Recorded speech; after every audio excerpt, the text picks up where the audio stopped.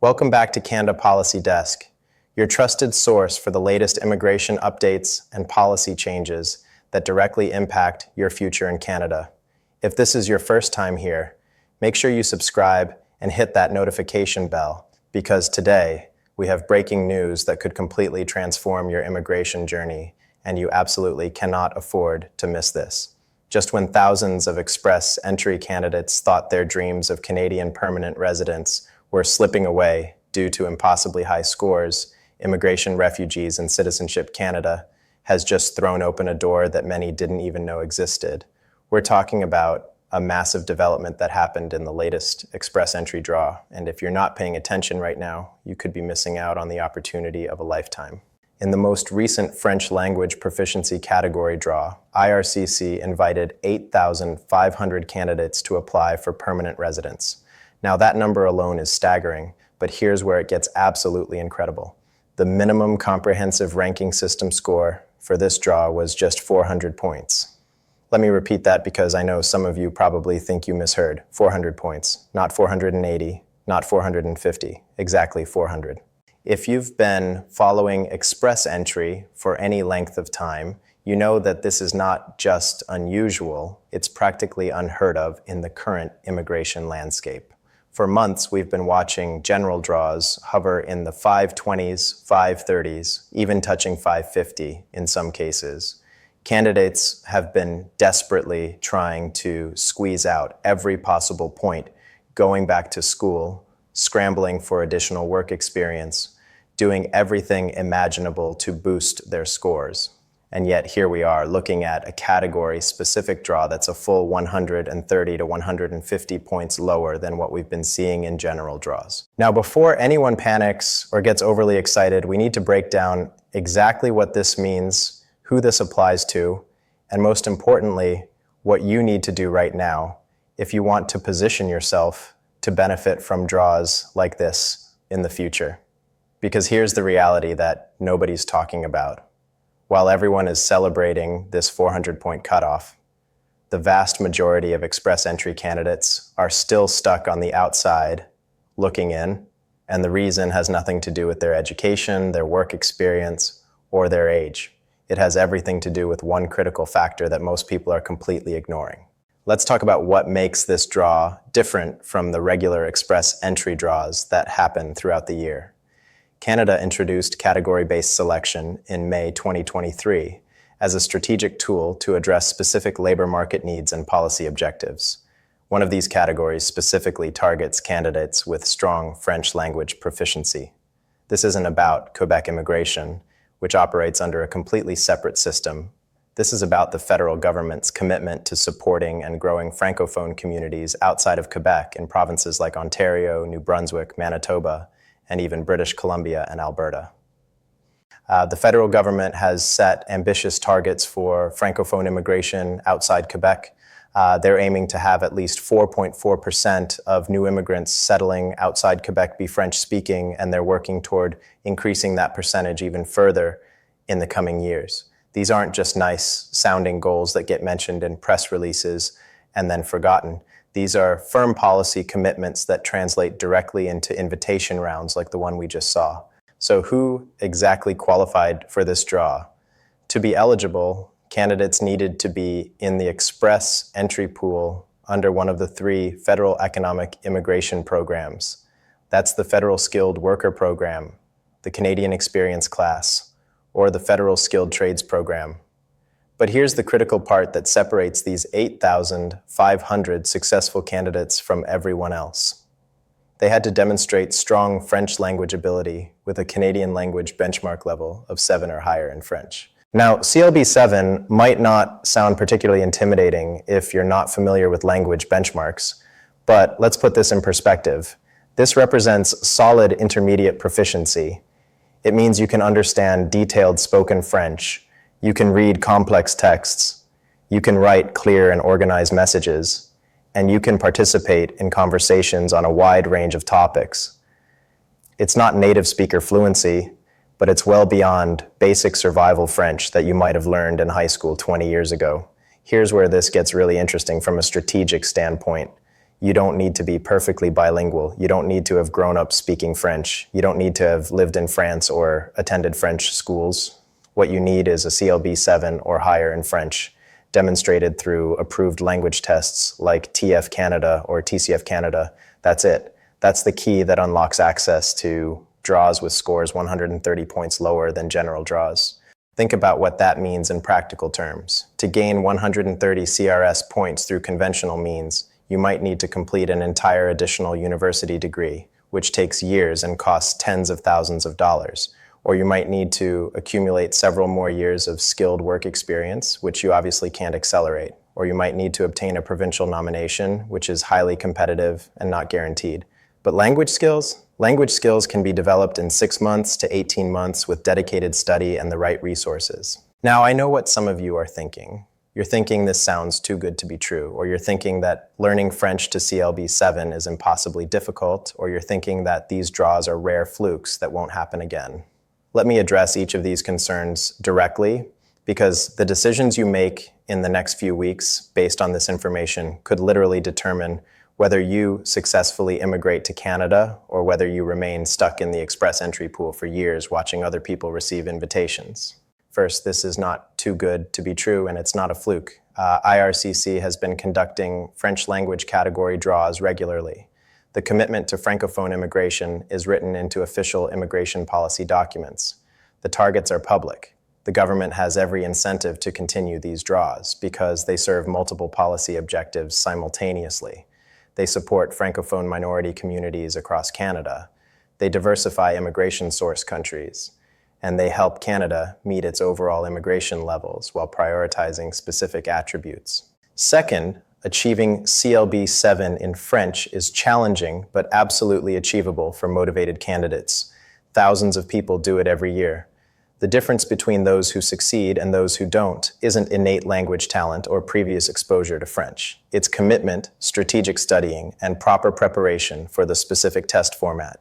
If you can dedicate even 1 hour per day to structured French learning, you can reach CLB 7 within a year, possibly sooner if you already have some foundational knowledge. Third, and this is crucial, the difficulty of achieving French proficiency is precisely what makes this strategy so valuable. If it were easy, everyone would do it, and these draws would have cutoff scores just as high as general draws. The barrier to entry is what creates the opportunity.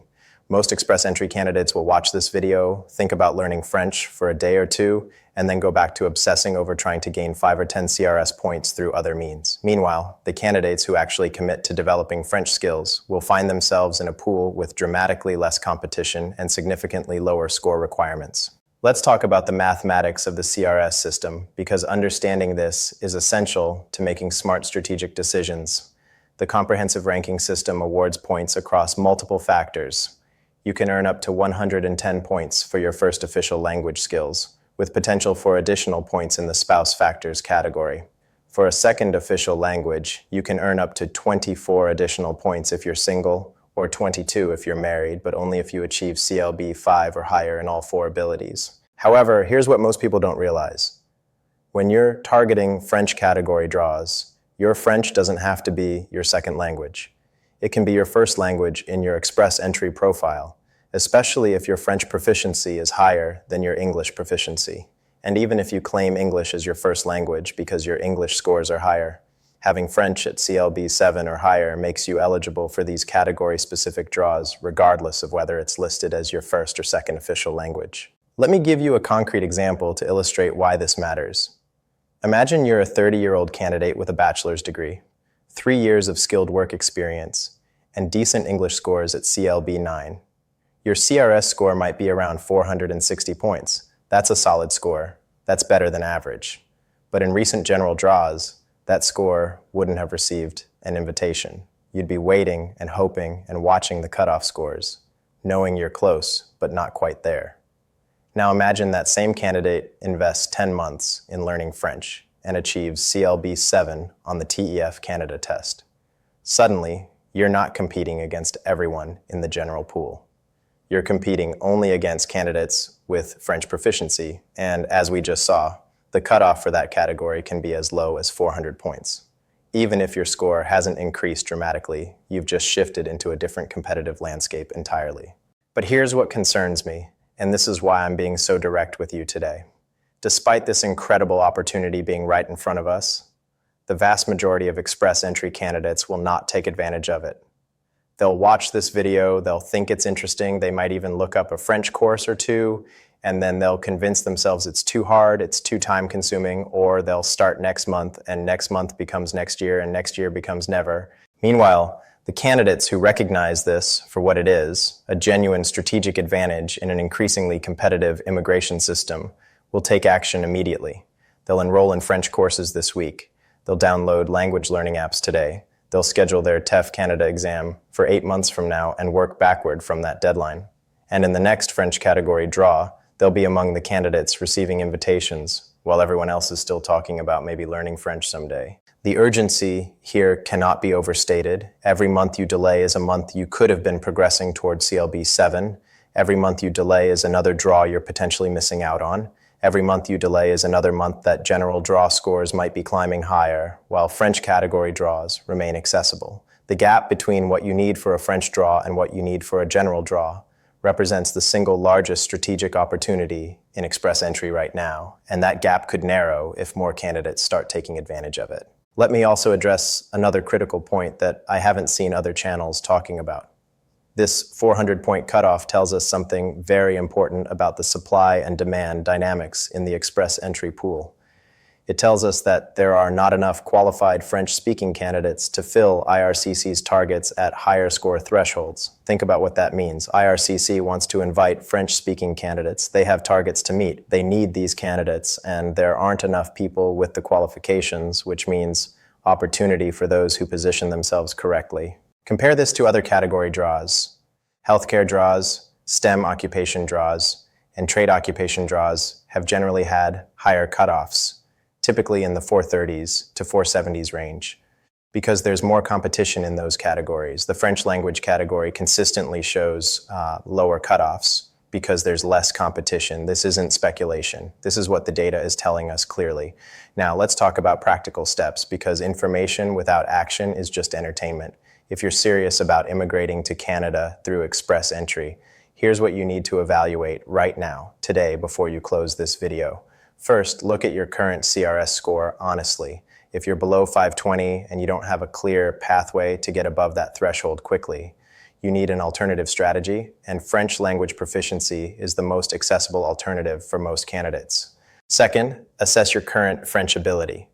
If you studied French in school, even years ago, you might have more foundational knowledge than you realize.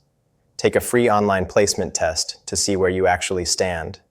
You might be closer to CLB 7 than you think, or you might be starting from scratch. But either way, you need to know your starting point to plan effectively. Third, commit to a specific timeline. Learning a language without a deadline is a recipe for procrastination.